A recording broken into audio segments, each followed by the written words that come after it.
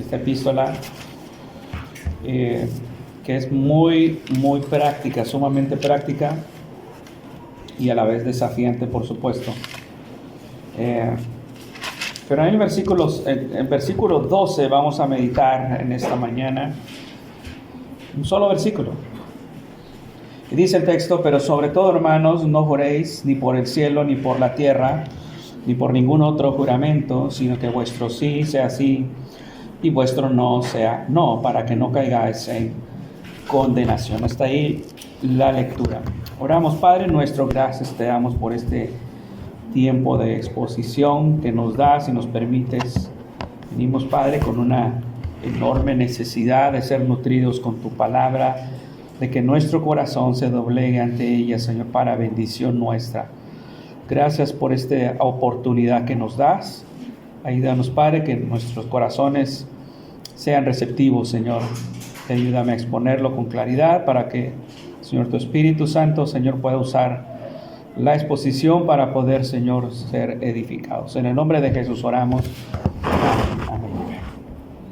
Hermanos, si alguien grabara todo lo que dijéramos en esta semana, que dijimos, cada promesa que hicimos, cada excusa que dimos, cada comentario imprudente, cada mensaje enviado por WhatsApp o Internet, y se reprodujera en el día del juicio final, ¿cómo nos sentiríamos? ¿Tranquilos? ¿O nos diera pánico? Incluso si los pusiéramos todos aquí, hermano, que todos viéramos todo eso.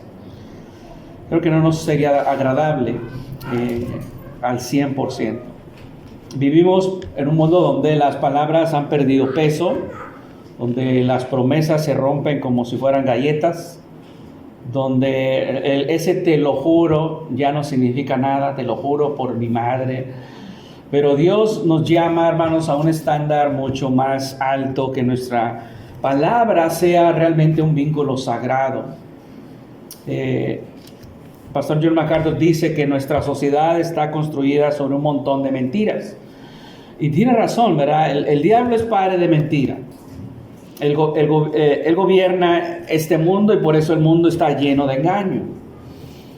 Desde que nacemos, el pecado nos marca con esa inclinación natural a la falsedad. El Salmo 58:3 dice: se apartaron los impíos desde la matriz, se descarriaron hablando mentira desde que nacieron. Salmo 58:3. Jeremías 9, versículo 3, dice de esta manera: hicieron que su lengua lanzara mentira como un arco. Después dice: cada uno engaña a su compañero y ninguno habla verdad. Y esos textos muestran una realidad incómoda. Todos luchamos con la credibilidad. Vivimos rodeados de mentiras, pero también nosotros la practicamos. Y eso es triste, pero muchos ya no confían a veces ni en los pastores, ¿verdad?, en una iglesia. La falta de integridad ha erosionado la credibilidad del testimonio cristiano. Hasta los héroes bíblicos cayeron en esto. Abraham mintió, Jacob engañó, los hermanos de José engañaron a su padre, Ananías y Zafira mintieron al Espíritu Santo. Y esa historia se repite. Desde empresarios hasta maestros, desde políticos hasta doctores.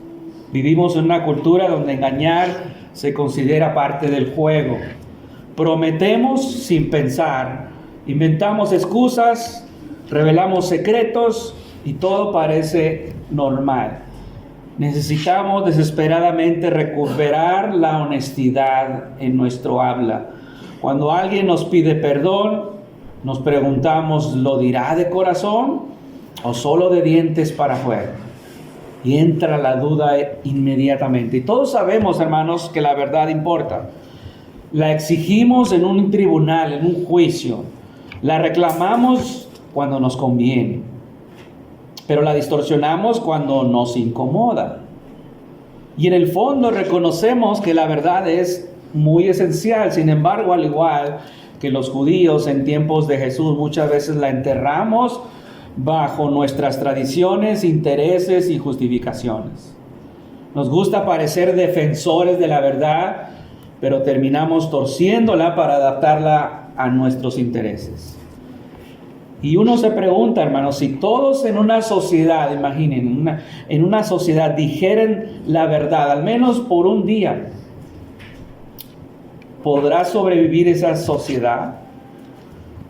Muy difícil. Hay una crisis de credibilidad tan profunda que solo la verdad de Dios puede restaurarla. Y es en medio de ese caos que viene la carta a Santiago, se levanta como un faro de integridad. Cuando llegamos al capítulo 5, encontramos esta advertencia breve pero muy contundente, que algunos comentaristas dicen que este versículo parece como desconectado del contexto, pero en realidad encaja muy perfectamente ahí. La mención del juicio que se acerca se enlaza y se conecta con la venida del Señor en los versículos anteriores que veíamos. Y desde ahí Santiago lanza una advertencia pastoral: cuiden sus palabras.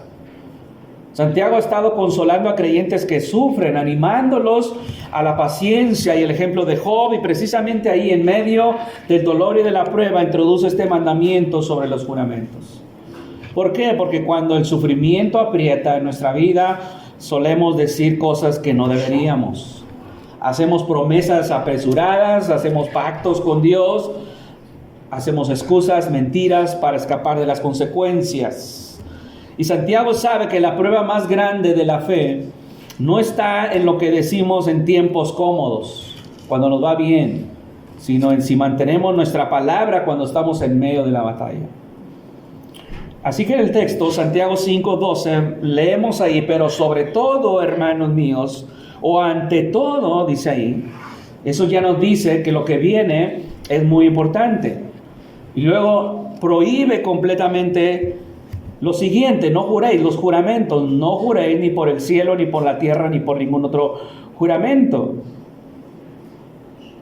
Y en vez de eso, ¿qué nos pide? Algo muy revolucionario: sino que vuestro sí sea sí, vuestro no sea no. Es decir, que seamos totalmente honestos. Nos llama a una vida de total transparencia. Que cuando digamos sí, sea un sí de verdad, y cuando digamos no, pues sea un no real. ¿Y cuál es el punto de todo esto? Que nuestras palabras reflejen la naturaleza del Dios de la verdad a quien servimos. ¿Para qué? Para no caer en su juicio. Por eso termina diciendo: para que no caigas en condenación. Así que el día de hoy vamos a meditar en 3 instrucciones para no ser condenado por tus palabras. 3 instrucciones que te sirven para no ser condenado por tus propias palabras. Primeramente, evita la superficialidad en tus palabras.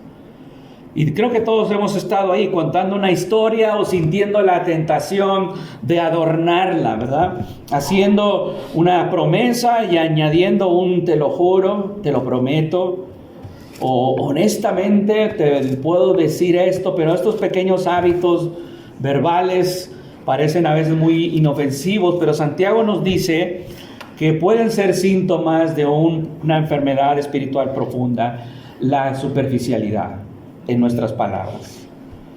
Porque esas palabras son la pintura que usamos para cubrir una grieta en el fundamento de nuestro carácter. Y Santiago arranca con algo que exige nuestra atención inmediata, pero sobre todo, hermanos míos. El comentarista Peter Davis aclara ahí que él nos dice que no lo interpretemos como si Santiago estuviera poniendo ese mandamiento por encima de todos los demás, por sobre todo, ¿verdad? Dice. Y lo que en realidad está haciendo es hacer un recurso literario de énfasis que era común en las cartas de la época.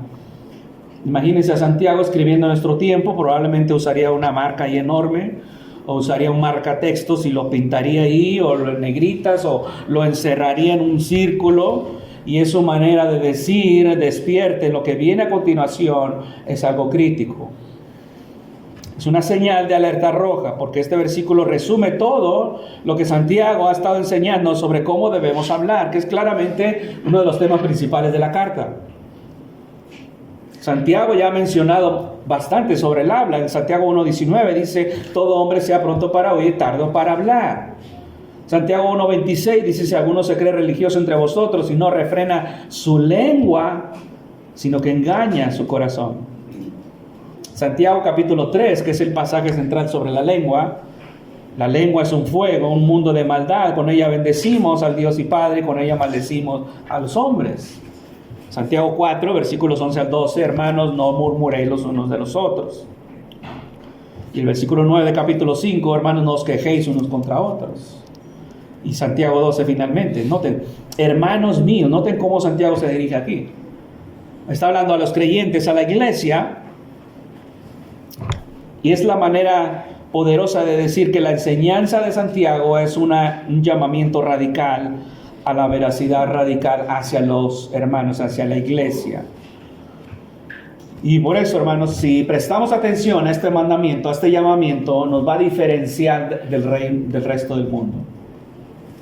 Y la verdad es que incluso nos va a meter en problemas, ¿sí? Decir la verdad nos mete en problemas. Pero escuchen, la veracidad radical también aportará poder a nuestras vidas y gracia a un mundo confuso. Y es una verdad tan profunda. Vivir en honestidad radical nos va a costar, pero también nos va a dar poder, nos va a dar gracia a un mundo que está perdido en la mentira y la confusión. Y el mandamiento es: no juréis, no juren. Y es un imperativo presente con una negación. ¿Qué significa gramaticalmente eso? Bueno, pues que una de dos cosas: o no se debe de empezar a hacerlo, a cometerlo, o si ya lo están haciendo, deben dejar de hacerlo inmediatamente. Entonces el mandato es una prohibición radical: no juréis, ni por el cielo, ni por la tierra, ni por ningún otro juramento. Y hermano, Santiago hace eco de las palabras de Jesús, porque esto ya lo había dicho el Señor Jesucristo en el Sermón del Monte, Mateo 5, versículo 33. Noten lo que dice ahí, Mateo 5, 33. Además, dice el Señor, habéis oído que fue dicho a los antiguos: no perjurarás, sino cumplirás al Señor tus juramentos. Jesús está usando la tradición de los judíos. Dice: pero yo os digo, no juréis en ninguna manera, ni por el cielo, porque es el trono de Dios, ni por la tierra, porque es el estrado de sus pies, ni por Jerusalén, porque es la ciudad del gran rey, ni por tu cabeza jurarás, porque no puedes hacer blanco o negro un solo cabello, pero sea vuestro hablar sí, sí, no, no, porque lo que es de más de esto es de mal procede. Y para entender la seriedad de esto, hermanos, necesitamos ver el problema como el problema tiene que ver con la historia, tiene que ver con el trasfondo histórico. El Señor dice ahí, por ejemplo, no perjurarás, y luego vuelve a decir no juréis, que son dos verbos ahí mencionados ahí, diferentes en el original. Primeramente el verbo de no perjurar, o sea, que es jurar en falso, que literalmente dice no cometas perjurio o no mientas bajo juramento. Y el segundo término, que es orcos en el griego, que es adjuntar, cercar o límite o limitar. ¿Qué significa eso? Que la verdad de un juramento o una promesa queda limitada, atada o restringida y por lo tanto fortalecida con aquello que se está invocando para jurar. Y la historia del Antiguo Testamento está repleta de ejemplos de juramentos. Se mencionan casi 200 veces, de acuerdo a los comentaristas. Esta práctica no comenzó con la ley mosaica, ya existía incluso en los días de Abraham, más de 500 años antes de Moisés. Y la enseñanza tradicional que Jesús cita aquí no es una cita textual, sino una combinación de ideas y basadas en pasajes clave como Levítico, Números y Deuteronomio. Por ejemplo, Levítico 19:12 dice: y no juréis falsamente por mi nombre, profanando así el nombre de Dios, yo Jehová. Levítico 19:12. Se trata de no jurar falsamente. En Números capítulo 30, versículo 2 dice, Números 32, cuando alguno hiciere voto a Jehová o hiciere juramento, ligando su alma con obligación, no quebrantará su palabra, hará conforme a todo lo que salió de su boca. Es la misma idea y se aplica a todo el pueblo de Dios ahí, ¿verdad? Noten Deuteronomio capítulo 23, versículo 21 al 23. Dice ahí: cuando haces voto a Jehová tu Dios, no tardes en pagarlo, porque ciertamente lo demandará Jehová tu Dios de ti, y sería pecado en ti. Mas cuando te abstengas de prometer, no habrá en ti pecado. Pero lo que hubiere salido de tus labios lo guardarás y lo cumplirás conforme a lo prometiste a Jehová tu Dios, pagando la ofrenda voluntaria que prometiste con tu boca. Entonces, es claro, los votos eran algo muy común en el Antiguo Testamento como lo son ahora. El juramento era una promesa solemne, hecha a alguien para indicar que estaban diciendo la verdad. En una época en la que obviamente no había contratos escritos, los juramentos servían para establecer acuerdos entre las personas. Se hacían para atestiguar que lo que uno decía era verdad. Y algunos ejemplos: Abraham confirmó sus promesas al rey de Sodoma y a Abimelech con juramentos en el nombre de Dios. Ahí los vemos. Génesis 14, Génesis 21. Y también lo hizo su siervo Eliezer. Hizo que jurase por Jehová, Dios de los cielos y Dios de la tierra, que no tomaría mujer para su hijo Isaac de entre las hijas de los cananeos, sino de su propia tierra y de su propia parentela. Entonces, un juramento similar lo vemos en Isaac, en Jacob y Labán, que ellos, su suegro, ¿verdad?, llamaron a Dios como testigo cuando hicieron pacto en Mizpa. David y Jonatán hicieron un mismo pacto cuando se comprometieron el uno al otro. Hermanos, todos los hombres de Dios, muchos otros obviamente, juraron y pactaron llamando a Dios como testigo de su veracidad y de su sinceridad. Josué, lo vemos ahí también en Jueces, en varios libros encontramos esto. De hecho, cuando no había testigos, por ejemplo, de un crimen, el testimonio bajo juramento debía ser aceptado como verdadero. Esto lo vemos ahí en Éxodo 22, versículos 10 al 11. Éxodo 22, 10 al 11 dice: si alguno hubiere dado a su prójimo asno, o buey, u oveja, o cualquier otro animal a guardar, y éste muriere, o fuere estropeado, o fuere llevado sin verlo nadie, dice, juramento de Jehová habrá entre ambos de que no metió su mano a los bienes de su prójimo, y su dueño lo aceptará y el otro no pagará. O sea, se valía, ¿verdad? Con el simple juramento ya se consideraba válido las palabras. Juramento implicaba una apelación a un testigo sobrenatural. Si vamos al Nuevo Testamento, en Hebreos capítulo 6, versículo 16, nos dice ahí: porque los hombres ciertamente juran por uno mayor que ellos, y para ellos el fin de toda controversia es el juramento para confirmación. O sea, se invocaba el nombre de algo o de alguien más grande que la persona que hacía el juramento para dar mayor credibilidad a lo que se decía. Y una vez hecho esto, pues el argumento había terminado. La disputa se acababa y se suponía que nadie haría obviamente un juramento a menos que estuviera plenamente decidido a mantenerlo. Pero hay algo más, hermanos, y esto es glorioso. Incluso Dios mismo hizo juramentos. Más aún, nuestra salvación está basada en un juramento que Dios hizo. Por ejemplo, en Génesis 22, versículo 16 al 18. Dice ahí Génesis 22, 16, y dijo: por mí mismo he jurado, dice Jehová, que por cuanto has hecho esto y no me has rehusado tu hijo, tu único hijo, de cierto te bendeciré y multiplicaré tu descendencia como las estrellas del cielo y como la arena que está en la orilla del mar. Y tu descendencia poseerá las puertas de sus enemigos. En tu simiente serán benditas todas las naciones de la tierra, por cuanto obedeciste a mi voz. Dios prometió ahí unilateralmente cumplir el pacto abrámico. Ahora bien, cuando Dios, hermanos, juraba, no significaba que había ciertas promesas más fiables que otras. Él no lo hace por carecer de credibilidad, no lo hacía por eso. Lo hacía para terminar con controversias y garantizarnos algo, nada más.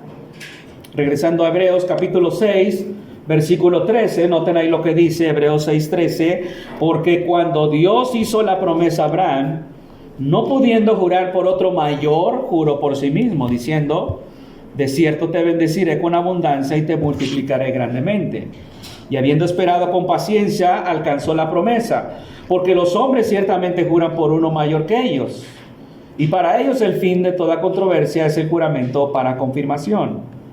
Por lo cual, queriendo Dios mostrar más abundantemente a los herederos de la promesa la inmutabilidad de su consejo, interpuso juramento, dice, para que por dos cosas inmutables en las cuales es imposible que Dios mienta, tengamos un fortísimo consuelo, los que hemos acudido para asirnos de la esperanza puesta delante de nosotros, la cual tenemos como segura y firme ancla del alma, y que penetra hasta dentro del velo, donde Jesús entró por nosotros como precursor, hecho sumo sacerdote para siempre según el orden de Melquisedec. Es decir, era para terminar la controversia y confirmar la promesa. Cuando Dios nos salva, hermanos, nos salva para siempre. Su promesa y el juramento que Dios hizo son las cosas inmutables y son bases firmes de la seguridad de nuestra salvación. Dios no tenía que jurar, pero lo hizo porque así lo quiso. Él es inmutable, y a través de su decreto y de su juramento, Él nos aseguró y nos garantizó un fortísimo consuelo. Nuestra salvación es totalmente segura, hermanos. Como dice John MacArthur, cuando el Señor hace una promesa, pone su integridad en ella. Toda promesa de Dios está asegurada por su carácter. Entonces, es una esperanza que es segura. No es un ojalá. Esa esperanza es nuestra ancla del alma. Esa era la función de los juramentos, demostrar honestidad en el ámbito humano. Y estos pasajes que hemos leído tenían que ver con tener credibilidad en nuestras promesas, con ser veraces, especialmente cuando se hacía una promesa solemne. No era el propósito hacer juramentos para toda circunstancia, sino que debido a la caída, la mentira había invadido el pueblo, mintiéndonos unos a los otros. La vida se volvía un caos porque los hombres no podían confiar en las palabras y las afirmaciones de otros, y todo juramento invitaba a Dios para ser testigo de esa veracidad de lo que se decía, ¿sí? O para validar si era una mentira, y por tanto un juramento generalmente se tomaba como una verdad absoluta. Pero estos juramentos debían hacerse en asuntos de suma importancia, y recordándoles obviamente que lo que hacían y decían con sus vidas lo hacían delante de Dios. Los juramentos y los votos se asumían, incluso se alentaban, hermano. Entonces, una vez hechos, no se podrían quebrantar bajo ninguna circunstancia. Ya desde el Antiguo Testamento, por otro lado, hermanos, la gente estaba usando los juramentos a la ligera. En Jeremías 5:2, leemos ahí, Jeremías 5:2, aunque digan, vive Jehová, juran falsamente. De acuerdo a un comentarista, según Hibbert, dice, en la Mishnah judía, una compilación de interpretaciones rabínicas de la ley, existe una sección completa sobre juramentos. Y dice, los rabinos establecieron que los juramentos hechos usando nombres directos de Dios, como Shaddai, Sabaoth o el Misericordioso, eran obligatorios, pero aquellos que se usaban referencias indirectas, como por el cielo y por la tierra, pues no lo eran. Entonces empezaron a hacer esas clasificaciones. Entonces, por eso esto lo vemos ahí en Mateo 23, cuando el Señor condena esta práctica y les llama a los escribas y fariseos en Mateo 23, versículo 16, y les dice, ay de vosotros, guías ciegos, que decís, si alguno jura por el templo no es nada, pero si alguno jura por el oro del templo es deudor. Insensatos y ciegos, porque ¿cuál es mayor, el oro o el templo que santifica el oro? Dice, también decís, si alguno jura por el altar no es nada, pero si alguno jura por la ofrenda que está sobre él es deudor. Necios y ciegos, porque ¿cuál es mayor, la ofrenda o el altar que santifica la ofrenda? Pues el que jura por el altar, jura por él y por todo lo que está sobre él. Y el que jura por el templo, jura por él y por lo que lo habita. Y el que jura por el cielo, jura por el trono de Dios y por aquel que está sentado en él. Hermanos, esto era como tener diferentes niveles de seriedad en tus promesas. O sea, cuando decían, lo juro por Dios, ese era un nivel platino, era el nivel oro ahí, ¿verdad? Lo clasificaban. O cuando decían, pero lo juro por mi cabeza, ¿verdad? Bueno, si eres alguien que tiene poco cabello, pues no tiene mucho valor eso, ¿verdad? Ya no tendría valor. Pero de este modo ellos escondían mentiras detrás de apariencias piadosas. Entonces, tanto Jesús como Santiago criticaron esta práctica, hermanos, considerándola la peor forma de hipocresía religiosa. Pretender invocar a Dios para garantizar la verdad, mientras se manipulaba astutamente el lenguaje, ¿verdad?, para evadir cualquier compromiso. Y ese es el mundo al cual Jesús escribía o habló, y Santiago también estaba sirviendo. Entonces tenían ellos el hábito de hacer juramentos falsos. Ahora la pregunta clave aquí, Santiago está diciendo que nunca jamás podemos hacer un juramento. Algunos han pensado que este pasaje prohíbe todo tipo de juramentos, incluso los legales, en una corte, por ejemplo, que no puedes testificar en una corte. Pero eso sería cometer el mismo error de los fariseos, quedarnos en lo superficial. Pero Jesús va más al fondo. Está claro que Jesús y Santiago no están prohibiendo juramentos civiles o religiosos, porque nosotros mismos los hacemos, hermanos. Los hacemos votos en el bautismo, ¿no es así? Nos bautizamos. ¿Qué es lo que estamos haciendo? Hacemos un voto, hermano. En la Santa Cena estamos haciendo un voto también. Estamos haciendo un autoexamen. En una boda, cuando hay un matrimonio, estamos haciendo votos. Prometemos, ¿verdad?, delante de Dios amar y cuidar a nuestro cónyuge hasta que la muerte nos separe. ¿Cuánto divorcio hay hoy? Y esos son compromisos sagrados que honran lo que Dios ha establecido como santo, y eso no es lo que obviamente está condenando aquí. No lo está condenando. La Biblia no prohíbe los juramentos serios y solemnes, porque ya hemos visto que era una práctica en el Antiguo Testamento. Lo vemos en Abraham. Incluso Pablo dice en Romanos 1:9: porque testigo me es Dios, a quien sirvo en mi espíritu en el evangelio de su Hijo, de quien sin cesar hago mención de vosotros siempre en mis oraciones. Ahí está apelando a Dios, hermano. Gálatas 1:20 dice: en esto que os escribo, he aquí delante de Dios que no miento, dice. Entonces lo que se condena aquí es el juramento profano, hipócrita, falso, ¿verdad? Ese que usamos para impresionar o para sazonar nuestra conversación. O sea, el hábito cultural y personal de usar juramentos como un sustituto de la integridad verdadera. Entonces, ¿qué es lo que realmente está pidiendo aquí Santiago? Primero, no digas lo que no piensas ni prometas lo que no cumplirás. Y aquí está la raíz de toda la superficialidad espiritual, la desconexión entre nuestro mundo interior y nuestras palabras externas. Y eso ya lo ha hablado antes Santiago, la persona de doble ánimo, esa es.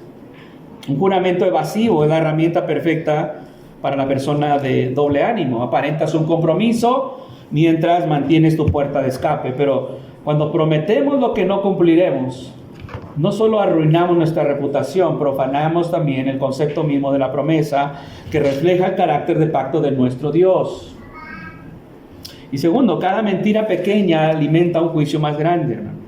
Nadie se vuelve un mentiroso patológico de la noche a la mañana. Comienza con pequeñas concesiones, pequeñas mentirías que se van ahí acumulando. Cada pequeña desviación de la verdad es como una termita en la estructura de tu alma. Cada mentira te va desensibilizando, endureciendo tu conciencia. El juicio grande del que habla Santiago no viene por una mentira catastrófica, sino por una acumulación de miles de concesiones que nosotros hacemos, de miles de pequeñas concesiones de falsedad que demuestran un corazón que nunca fue transformado por el Espíritu de verdad. Entonces, si Santiago nos ordena demoler esa estructura podrida de esa superficialidad verbal, ¿qué nos manda a construir en su lugar? Y aquí vemos, en segundo lugar, ejercita la sinceridad como un hábito espiritual. Ese es el mandato. Sino que tu sí, su sí sea sí y su no, no. Y es una instrucción profunda, hermanos. Y aunque es un poco diferente de lo que encontramos en Mateo, básicamente es lo mismo lo que está diciendo Santiago. Está repitiendo lo mismo que el Señor dijo. Y este mandato va al corazón del mensaje de Santiago: la integridad, la sinceridad absoluta en lo que decimos. ¿Por qué se necesitaban juramentos? Porque vivimos en un mundo de mentiras, donde el habla humana es a menudo engañosa. En medio de ese mundo lleno de mentira y de superficialidad, el Hijo del Reino, el Hijo de Dios, el seguidor de Cristo, tiene que obrar diferente. Somos sal y luz nosotros, hermano. No podemos actuar como el mundo actúa. Tenemos que ser transparentes, veraces, íntegros, ¿sí? Se nos enseña la suma santidad de Dios en las Escrituras. Él es absolutamente puro, perfecto, pero Él ve faltas donde nosotros no vemos ninguna. Él lee nuestros motivos internos, toma nota de nuestras palabras, de nuestros pensamientos, de nuestras acciones, y Él exige la verdad en lo más íntimo. Y esta es la gran verdad eterna aquí. La vida no se divide en compartimientos, hermano. No puedes tener un lenguaje en la iglesia y otro en el trabajo. No puedes tener una conducta en la iglesia y otra en los negocios. El comentarista William Barclay dice: Dios no necesita invitación para entrar a ciertas áreas de tu vida mientras lo excluyes de otras. Él está en todo, en toda la vida, en todas las actividades. No solo oye lo que dices en la iglesia, lo oye todo, dice. O sea, no decimos la verdad porque hemos hecho un juramento. Decimos la verdad porque somos veraces. Esa es la realidad. Eso es lo que debe de ser. Entonces, di un sí cuando es un sí y un no cuando es no. Y esa simple frase es una declaración de libertad, hermano, porque la persona que vive en mentira es una persona que es esclava de su pecado. Decir sí cuando es sí significa que nuestras palabras de afirmación son compromisos firmes. No solo los juramentos deben ser sinceros y confiables, incluso tus conversaciones más rutinarias deben ser veraces en cada detalle. Es lo que dice el Salmo 51:6. He aquí tú amas la verdad en lo íntimo. O sea, Dios es un Dios santo y su pueblo debe ser santo. Por ejemplo, cuando prometes recoger a alguien a las 3 de la tarde y llegas a las 3 de la tarde, porque así lo dijiste. Cuando dices cuenten conmigo, realmente pueden contar contigo. Cuando te comprometes a ayudar en un ministerio, tú cumples. Decir no cuando es no significa que tenemos el valor de establecer límites sin sentir la necesidad de inventar excusas. ¿Y ahora qué le digo al hermano? Ya le dije que sí. Hermanos, no necesitas inventar una enfermedad, que estuve enfermo, para declinar una invitación, para decir no. No tienes que crear emergencias imaginarias para salir del compromiso. Puedes simplemente decir no puedo comprometerme con eso en este momento, punto. No, hay que decir no cuando es no. Y tenemos que ser fieles en lo pequeño para preservar de tropiezos mayores. Jesús enseñó este principio. En Lucas 16:10 dice: el que es fiel en lo muy poco, también en lo más es fiel. O sea, la integridad, hermanos, no se forja en los grandes momentos decisivos, se forja en los cientos de pequeñas decisiones diarias que a veces nadie ve. Notemos las mentiras sutiles que nos acechan cada día. La media verdad es una mentira también, cuando contamos solamente una parte que nos conviene. La mentira blanca, ¿no? Esa mentira que justificamos, que parece inofensiva. La exageración, ¿no? Cuando inflamos la historia para hacernos quedar bien o hacer quedar mal a otro. La mentira silenciosa, cuando callamos, cuando deberíamos decir lo que tenemos que decir. O también se ve, hermanos, en la iglesia, cuando dices estaré orando por ti. ¿Cuántas veces decimos eso? Pero nunca lo hacemos. O en las redes sociales, cuando exageras tu vida para impresionar a los demás. O sea, cada vez que somos fieles en esas pequeñas cosas, hermanos, estamos construyendo un carácter que va a poder resistir en el día de una prueba grande. Proverbios 11:3 dice: la integridad de los rectos los encaminará, los va a guiar. Proverbios 12:22, los labios mentirosos son abominación a Jehová, pero los que hacen verdad son su contentamiento. Hermanos, Dios nos está observando en lo pequeño. Porque si no somos fieles en lo pequeño, o con una pequeña mentira, ¿verdad? ¿Cómo seremos fieles cuando la tentación sea mayor? Va a ser difícil.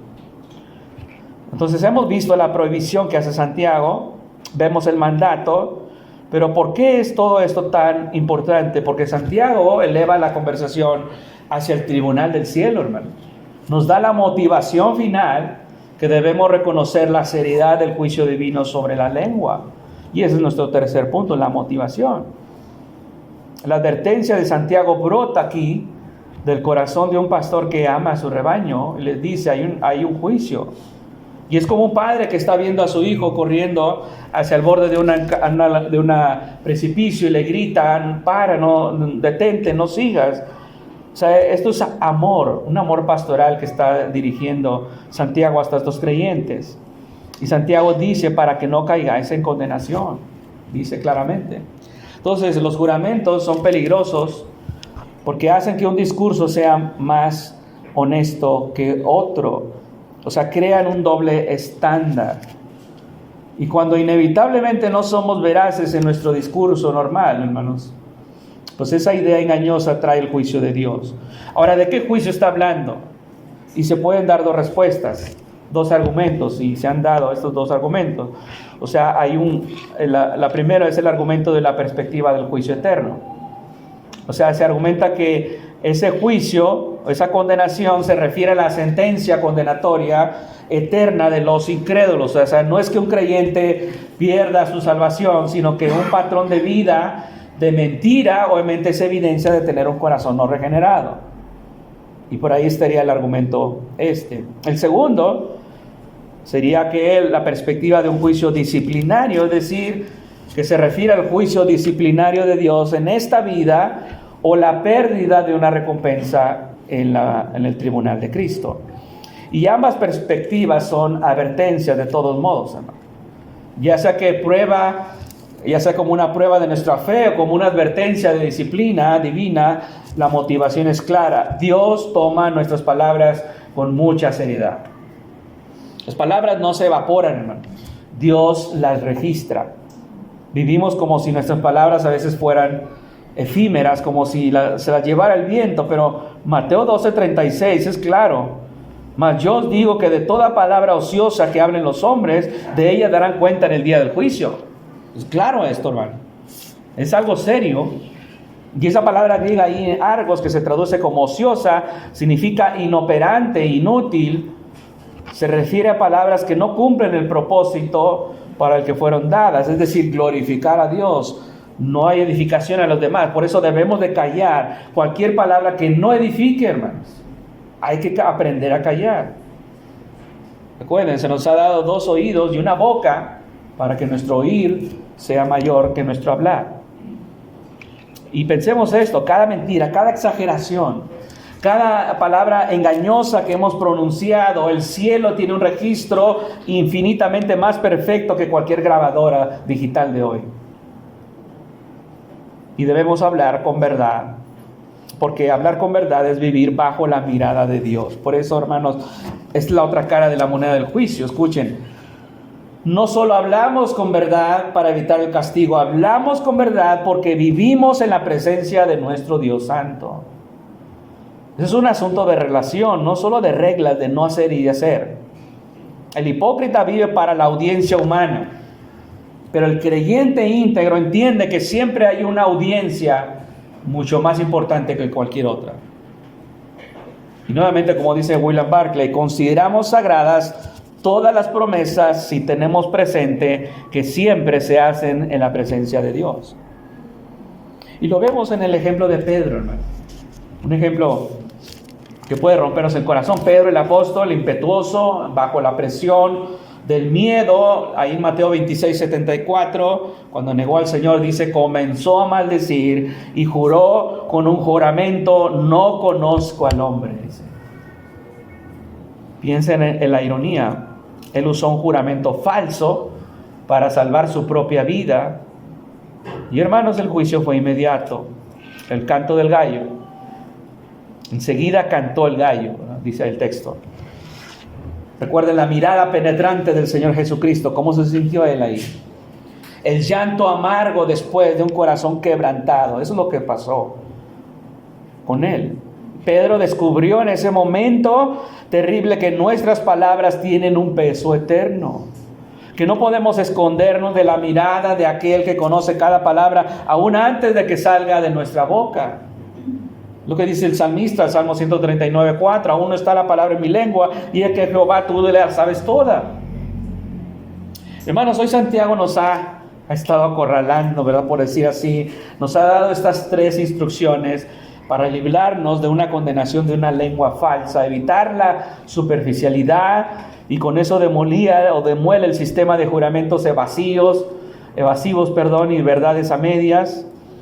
Ejercita la sinceridad, es decir, construye tu vida donde tu sí sea un compromiso inquebrantable, donde tu no sea una decisión honesta. Y finalmente reconoce la seriedad del juicio divino, comprende que tus palabras tienen un peso eterno. Pero hermanos, aquí está la buena noticia del Evangelio. Esto no lo logramos, hermanos, con nuestra propia fuerza. Filipenses 2:13 nos dice, porque Dios es el que en vosotros produce así el querer como el hacer por su buena voluntad. O sea, la gracia y el perdón y el poder de Cristo que se nos da por el Evangelio transforma lo imposible en posible. Lo que parece inalcanzable por nuestro esfuerzo se vuelve realidad por su poder obrando en nosotros. Y podemos ser veraces en todo lo que hablamos, hermanos. Porque estamos unidos a aquel que se declaró en Juan 14:6, yo soy el camino y la verdad y la vida. No solo nos enseña la verdad, Él es la verdad. Y más aún, el Espíritu Santo, a quien Jesús llamó el Espíritu de verdad, es el que mora en nosotros. Y Juan 14:17 dice que ahora vive en nosotros. Y Juan 16:13 nos dice, pero cuando venga el Espíritu de verdad, Él los guiará toda la verdad. Entonces, así que tenemos, hermanos, estos recursos, hermanos, que no estamos solos en esta batalla. Tenemos al Espíritu de verdad capacitándonos día con día. Y el desafío, hermanos, hay que hacer un ayuno de palabras superficiales. Durante los siguientes días, comprométete a eliminar ese vocabulario de todos esos palabras o juramentos casuales y llenos de deshonestidad. Y empieza a practicar ese sí confiable. Elige un área de tu vida donde tiendes a ser poco fiable, donde pocos te creen, y enfócate en ese sí, hermano. En cada área que tu sí sea un 100% confiable. Medita en esa motivación divina también. O sea, lo que dice Santiago aquí, pide a Dios que te dé una perspectiva sobre el poder y el peligro de la lengua, para que eso nos frene. Porque el mundo, hermanos, cansado de la mentira, pueda ver a la iglesia, pueda mirar a cada uno de nosotros y dice, ahí hay un pueblo cuya palabra es garantía, lo que dicen es seguro, lo que dicen es verdad, siempre hablan en verdad, no hablan mentira, tú puedes confiar en ellos. Eso, hermanos, ese es el resultado de hacer caso a lo que dice Santiago, a esta instrucción tan importante. Y la pregunta es si lo vamos a hacer nosotros. Si vamos a aferrarnos a Cristo para ese poder, para que nosotros nos hagamos personas que seamos honestas en todo lo que decimos, en todo lo que hacemos, en todo lo que prometemos, ¿sí? Y en todo lo que hagamos y decimos diariamente, hermanos. Amén. Oremos a Dios. Padre nuestro, gracias, Señor, te damos